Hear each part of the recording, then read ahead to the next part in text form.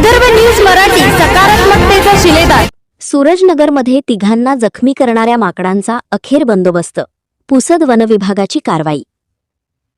दिग्रस शहरातील सूरजनगर परिसरात शुक्रवारी 24 एप्रिल सकाळच्या सुमारास तिघा नागरिकांना चावा घेऊन दहशत निर्माण करणाऱ्या माकडांचा अखेर शनिवारी 25 एप्रिल पुसद वन विभागाच्या रेस्क्यू टीमने बंदोबस्त केला।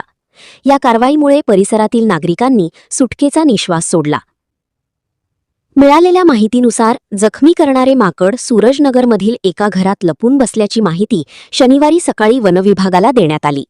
दुपारी सुमारे 12 वाजण्याच्या सुमारास संबंधित माकड एका घराच्या शेडवर बराच वेळ दडून बसले होते। याच दरम्यान मेहत्रे यांच्या घरात तब्बल 15 ते 20 माकडांनी अचानक प्रवेश केला। घाबरलेल्या मेहत्रे कुटुंबांनी शेजारील घरात आश्रय घेतला।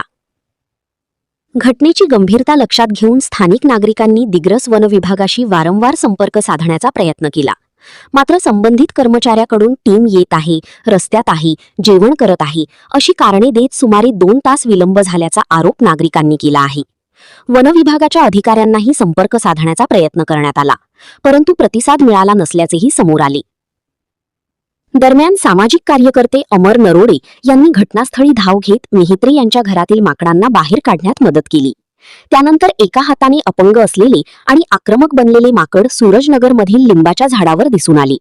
स्थानिक नागरिकांनी सतत पाळत ठेवत परिस्थिती नियंत्रणात ठेवण्याचा प्रयत्न केला। अखेर सुमारे 2 ते 2.5 तासांच्या प्रतीक्षेनंतर पुसद येथील रेस्क्यू टीम घटनास्थळी दाखल झाली। त्यांनी एका हाताने अपंग असलेल्या आणि चावा घेणाऱ्या माकडासह अंगावर धावून येणाऱ्या दुसऱ्या माकडाला पकडून सुरक्षितरित्या रेस्क्यू केले। या कारवाईनंतर सूरजनगर परिसरातील नागरिकांना मोठा दिलासा मिळाला आहे।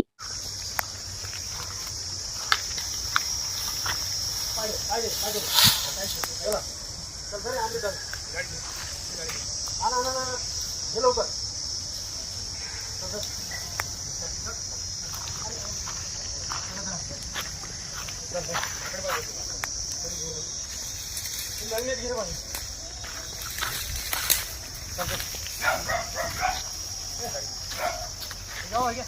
Go.